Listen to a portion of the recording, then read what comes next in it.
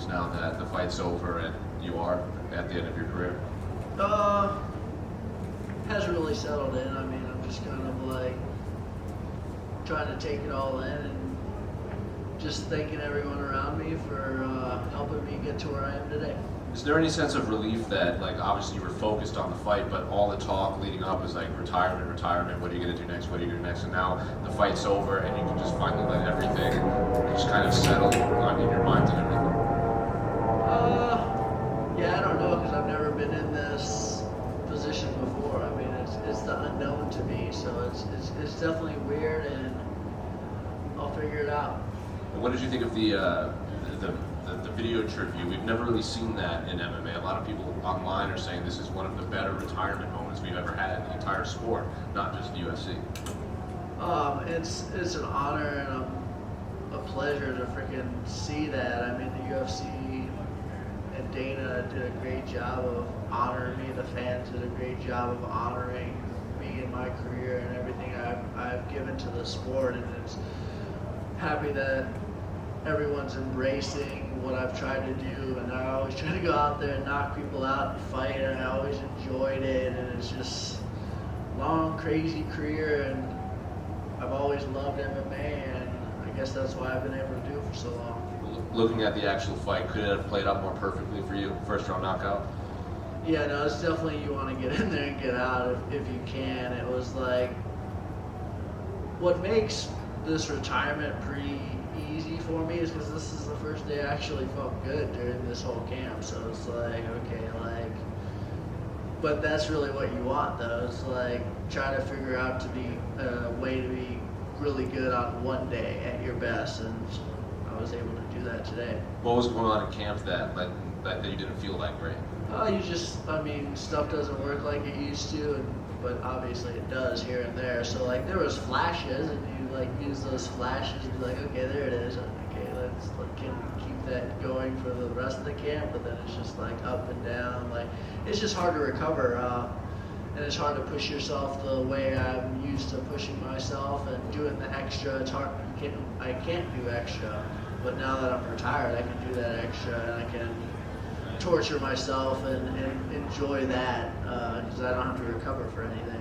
And one final one for me. When you entered the cage, you kind of paused and looked around, and it looked like you were soaking in the moment. And then at the end, when the fight was over, you went down on one knee and put your head down. What was going through your mind in those two moments? The first one was just enjoying the moment and embracing the fans and looking around, and then just taking a moment to like see it all and feel it all, and knowing that this could be the last, and it is the last. And then when after the fight, I took a knee, and I was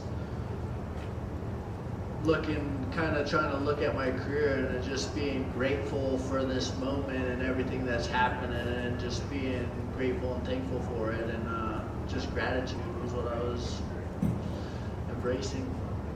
Robbie. I just want to ask you, Conor tweeted that he believes that you're going to be back by the end of the year.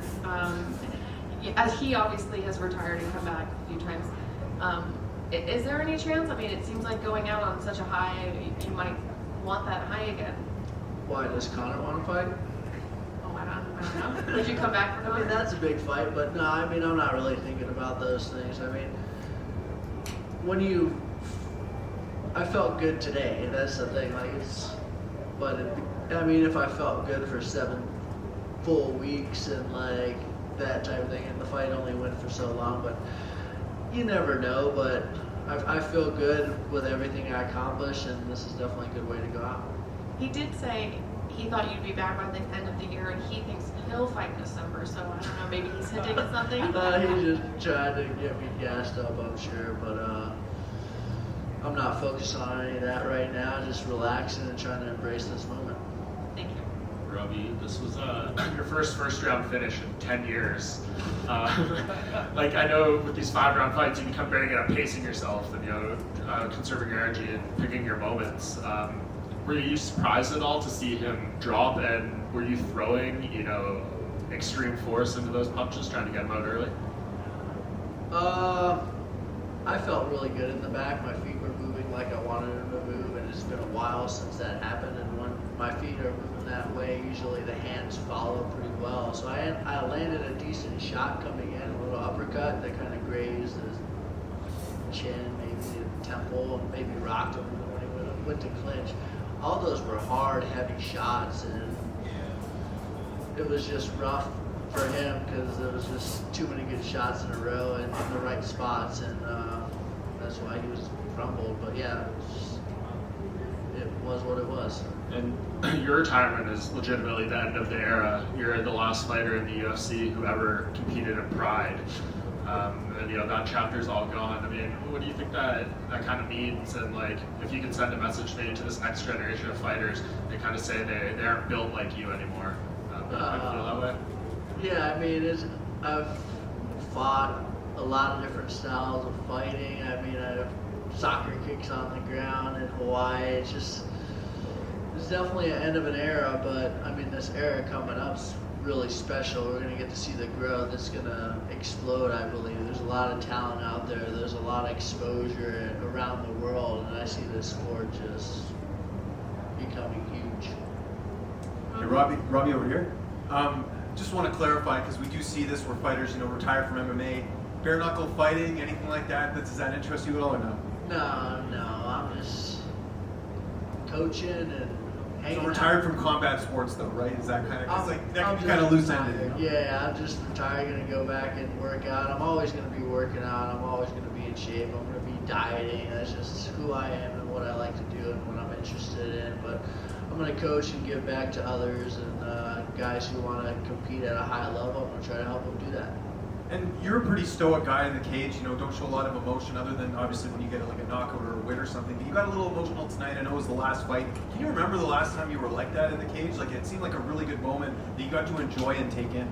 Yeah, because when you're trying to move forward and focus on like how to get better for the next one and those types of things, you don't really allow yourself to, or at least I never allowed myself to like totally enjoy a moment. So it was just like after the fight, it was just gratitude for that kid who came in here in 2000, started fighting and training, just having a crazy little attitude. I just really appreciate that kid who got here today. And just last one for me, how much easier is it on that decision to retire, just with the way things went tonight? Like maybe you won a decision or maybe it didn't go your way. I mean, it couldn't have gone any better, I think, getting a first round finish. So it must make that decision so much easier for you.